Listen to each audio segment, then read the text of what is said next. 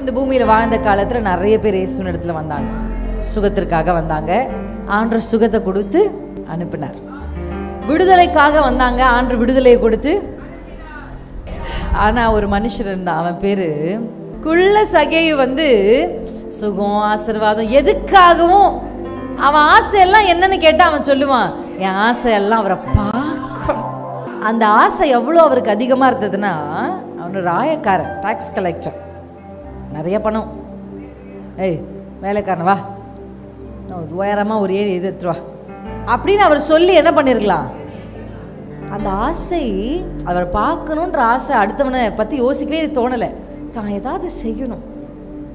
இந்த மரத்தின் மேலே ஓடி போய் சின்ன பிள்ளை மாதிரி ஏறான். அல்லேலூயா.